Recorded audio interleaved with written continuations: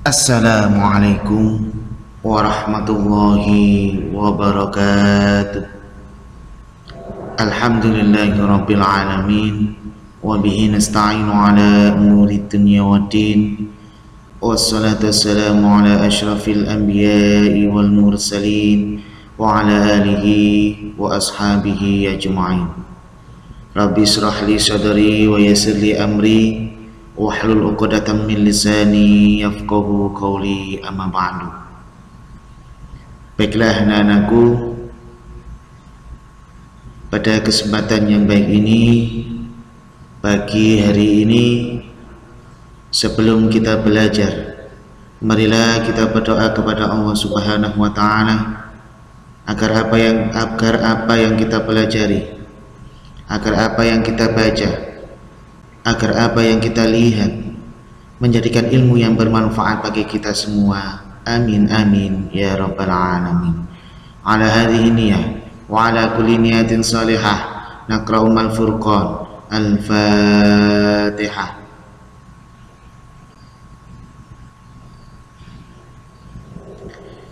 Baiklah anak-anakku, setelah kita berdoa, kita lanjut ke materi kita pada pagi hari ini, pelajaran fikih kelas 9, masih tentang kurban.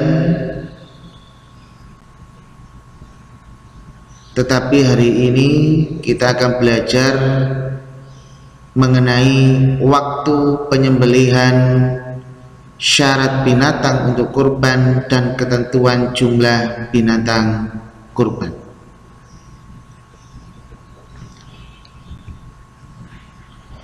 Waktu penyembelihan hewan kurban. Penyembelihan binatang kurban dilaksanakan pada tanggal 10 Zulhijjah dan hari tasyrik, yaitu pada tanggal 11, 12, dan 13 Zulhijjah. Waktunya setelah melaksanakan sholat Idul Adha. Ketentuan waktu penyembelihan sesuai dengan hadis Nabi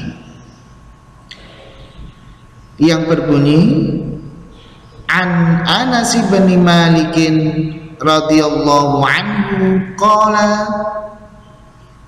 Nabi sallallahu alaihi wasallam, man zabaha qabla sholati fa innama zabaha li nafsihi wa man zabaha ba'da sholati faqad tamma nusuku wa asaba sunnatal muslimina.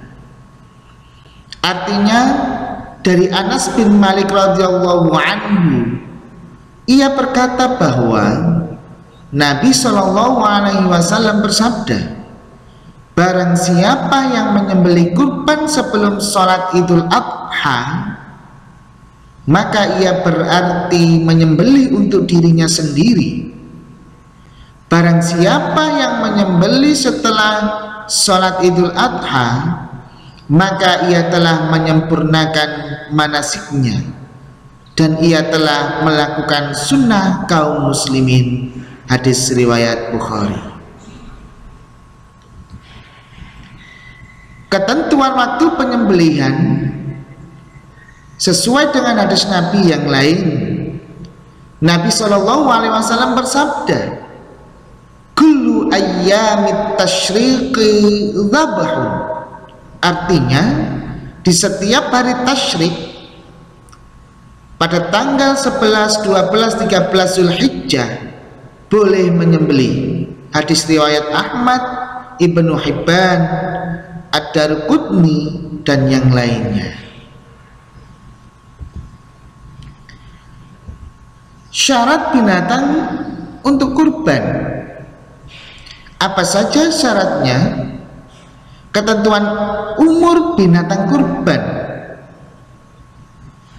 Mengenai umur binatang kurban, yang pertama, hewan domba atau kambing musinnah Musinnah artinya hewan yang sudah masuk usia dewasa.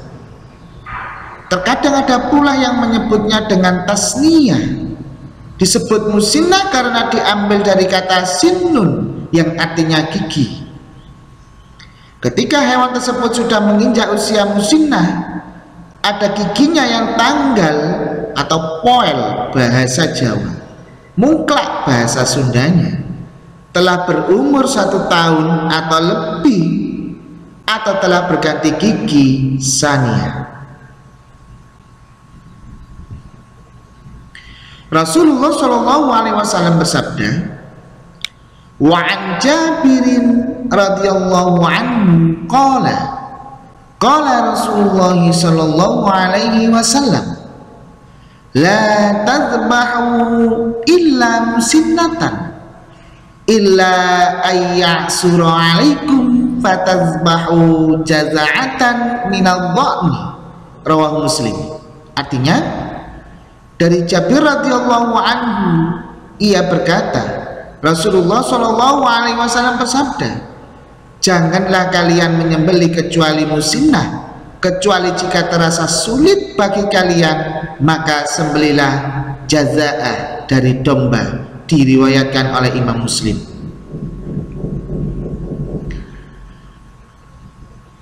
Yang kedua, yaitu jaza'ah, masih ketentuan umum binatang kurban. Yang kedua jaza'ah, domba yang berumur 8-9 bulan yang belum masuk umur 1 tahun. Yang ketiga, sapi atau kerbau telah berumur 2 tahun atau lebih yang sudah sania atau berganti gigi. Keempat, unta telah berumur 5 tahun atau lebih yang sudah sania atau berganti gigi. Ketentuan jumlah binatang kurban. Jumlah binatang kurban berdasarkan ketentuan sebagaimana pembayaran dam atau denda dalam ibadah haji, yaitu seekor kambing berlaku untuk 1 orang, seekor sapi atau unta berlaku untuk 7 orang berdasarkan hadis Nabi yang berbunyi, an Jabir bin Abdullah qala naharna ma'a Rasulillah sallallahu alaihi wasallam amal Hudaybiyatil badanata an sab'atin wal baqarata an sab'atin, rawahu Muslim.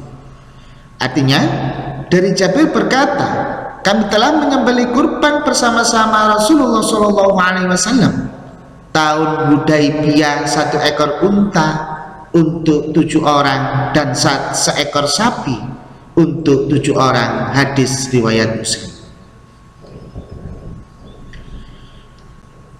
Itulah anak-anakku materi kita pada pagi hari ini.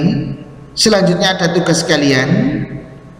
Yang pertama yang harus kalian cari, yang kalian tulis, kalian boleh mencarinya di buku LKS, boleh mencarinya di internet. Yang pertama, batas awal dimulai dan berakhirnya penyembelihan hewan kurban. Yang kedua, kriteria hewan yang boleh dibuat untuk kurban. Yang ketiga, ketentuan jumlah binatang kurban. Tugas ya diupload ke penugasan Edmudu, ya difoto, ditulis dulu, difoto, baru diupload ke Edmudu. Mungkin sekian pelajaran kita pada pagi hari ini, semoga bermanfaat bagi kalian. Apakah ada pertanyaan? Pak Razi kira tidak ada. Pak Razi akhiri, wallahu muwaffiq ila aqwamit thoriq. Assalamualaikum warahmatullahi wabarakatuh.